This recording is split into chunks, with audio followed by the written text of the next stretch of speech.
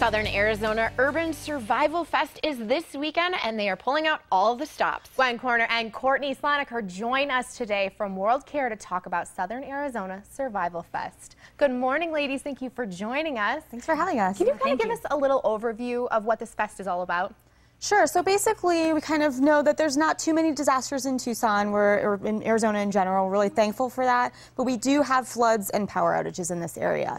So we want to teach people how to be prepared in your own home if, for example, your power were to go out for about 2 weeks or a week or a couple of days even. What would you do? Would you be prepared? Most people aren't. No, I agree. Just as you were saying that, I'm like, I don't think I would know what to do besides grab a flashlight. You can't really survive for a week and a couple of days with just a flashlight. It's true. So what do you need? So you need a couple things. We're demonstrating a preparedness kit here. We have a couple items in front of us. Each person for each day will need about a gallon of water, including canned goods as well as a can opener to make sure you can open those items. A first aid kit is really helpful just in case you get a cut. You can treat that in your own home instead of needing to go to the hospital, something small. Local maps. Most people use their phones these days for maps, so just to have a paper copy. But if you have no power, you can't charge your phone. Exactly, exactly. Then what are you going to do? Oh, electronic can opener. So always make sure you have one that is not electronic, just in case. Right. Oh, Exactly. wow. Yeah, so this is kind of a general kit everyone can have in their homes, even when there's a flood, for example, for the next couple of days too, just to make sure you're prepared.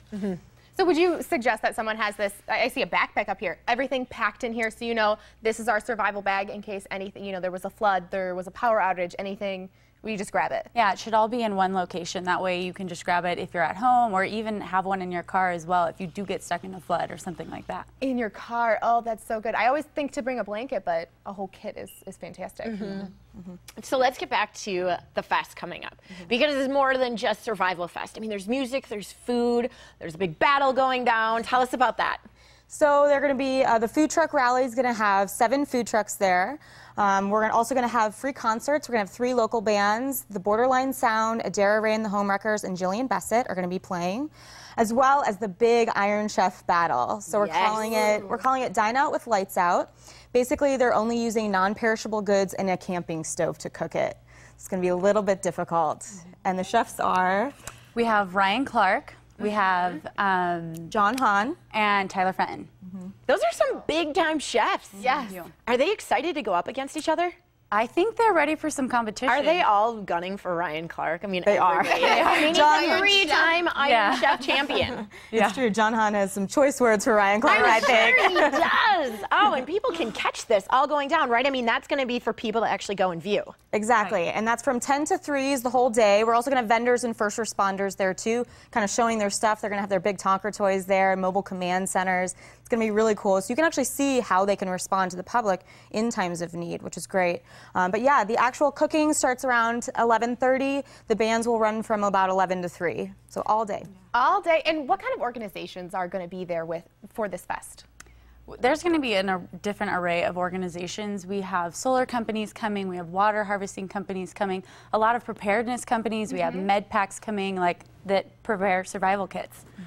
And this fest really piggybacks the mission of World Care. Tell us about that. So World Care is all about creating sustainable communities through recycling. And we do a lot of disaster response, and we're trying to start the more prevention side of things. And like I said, we don't have too many disasters here. We usually go other places, but they can happen, and people don't realize that. And with climate change and everything that's happening in the future, it's just better to be prepared. So that's kind of, we want to switch things over to the more education side of things for the future. And on Survival Fest, does it cost anything for anyone to go? Do they have to pay the ticket or pay for a ticket? I mean, we've got, a cook-off. We've got such amazing things that you're going to offer to the public. It's an all-ages free event, so everybody is welcome to come. We want everyone to come out and see what we have to offer and meet the first responders and all the companies we have coming. And will you take donations there, though? I mean, if people want to. I mean, that's also part of your mission as well, is to make sure that you're prepared to help these disasters that really happen all over the country.